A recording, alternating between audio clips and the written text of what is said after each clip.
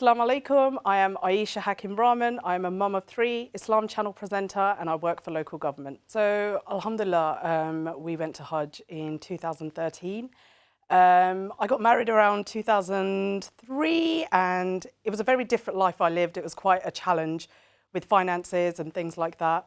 One of the things we couldn't afford, as many people do after marriage, is to go away on, a big holiday. And for us, we decided, when we can financially afford it, our first, big holiday abroad is actually going to be Hajj, inshallah.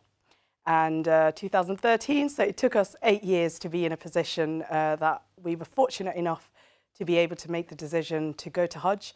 I still remember my husband saying, we can do it. And, you just think, oh my goodness, alhamdulillah. There was a lot of back and forth between, I had my 8-year-old boy and, do we take him or do we leave him so we can focus, on our pilgrimage? My husband was determined, we either take him or we don't go. And to this day, I think that was one of the best decisions we ever made. I think with an 8-year-old, it really depends on, there's so many different styles of children aged 8. And alhamdulillah, our son was quite mature at that age. And he managed to do everything with us.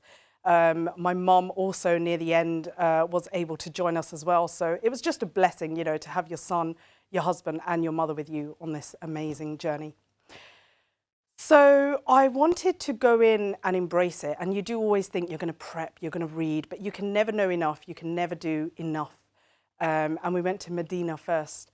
And alhamdulillah, I will never, ever forget just, you walk into, the Prophet's Mosque and just that overwhelming sense of peace when you first walk in. It's incredible. And I still remember that night thinking, oh, we have to go for Fajr. And you just expect, you look out your window and maybe there's a few people. And you wake up and you kind of look out your window. And one of the most memorable things was just this entire sea of people go into the mosque in the dark at Fajr time. It was one of the most beautiful memories of many memories that I'll keep with me forever. When we went to Makkah, my goodness, the first thing I remember is just seeing the Kaaba. It was just an overwhelming sense of peace. And if you really think about it, the number of people that are there is immense, but yet this sense of peace, you don't even hear them. All you're doing is looking at the beautiful Kaaba and just feeling overwhelmed at how simple, but how just incredible it is, and just how grateful you are to think that you're there, you've made it. And also for me, I'm there with my husband, my son, my mother. It was just incredible. And also after Safa Marwa, that first taste of Zamzam water, there's so many little things that no matter how many years pass, no matter whether you go once or lots of times, it was just the once for me, but you will never, ever, ever forget those little experiences that, no holiday comes even close to us making this decision. And the other thing that I really clearly remember, obviously outside of Tawaf and, those aspects, was the night in Muzdalifah. I was actually quite out of it because it is absolutely exhausting, the beautiful day in Arafah and the heat and the du'as, and it really emotionally and physically takes it out of you. It's really powerful. But then to spend the night under the stars, I would say that was the best night I have ever slept. It was just incredible, so peaceful, so beautiful, and you're so exhausted, you just go to sleep really quickly, and it was just immense, beautiful. We also did the walk, so me and my husband and my son stayed with my mum from Mina to Makkah, and one of the things that will always stay with me is the community. So during that walk, I can't remember, it was something like 8 miles, so there and back.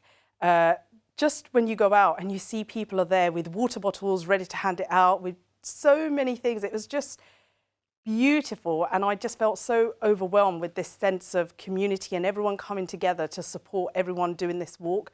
I've never felt so united before in my life. So, you know, there's some of the things that just made the Hajj experience so incredibly special for me. Obviously, my son wasn't a mahram at that age, as far as I know. So, you know, I've always hoped that when my son comes of age, I would love to go back again with him so he can fulfill his Hajj as well.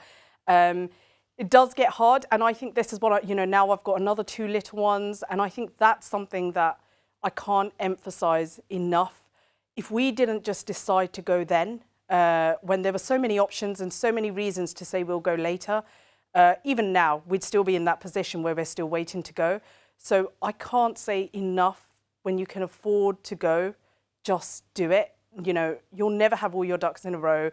It won't ever be the perfect timing to go, but you will never regret going. And, you know, you're fit, you're able. And inshallah now, if I can go again, then I've had another opportunity. Even if I go Umrah, I feel like, okay, I've fulfilled my Hajj and I can really embrace Umrah now. So I think that's the first learning, is if you can, then go. And the second for me is, you know, I kind of wish I prepped a little bit more. In some ways, I felt I was learning as I was going, and maybe if I prepped a bit more, I would have been able to embrace it more while I was there, as opposed to trying to work out what's next, what happens here. And, you know, I knew some of it, but I wish I prepared a little bit more. So for sisters with children, we had sisters in the Mina tent with toddlers. One had a baby, I had an 8-year-old, and then many left their children at home with other guardians. I really think there's a way, there's always an option, and whatever it is, you'll be supported. So for the sisters that had toddlers, you know, we were all there helping them out. It was hot, it was a challenge. You know, what is Hajj if it's not a challenge? You know, there's a lot of blessing in that in itself. But I would say, whatever the decision at the end of the Hajj journey, I don't feel a single sister felt they wish they made a different decision. Like, whatever it is, whether you choose to leave your child and go to Hajj, take them with you, embrace it, go with it, and one way or other, it will work out. But please don't use that as a reason not to go.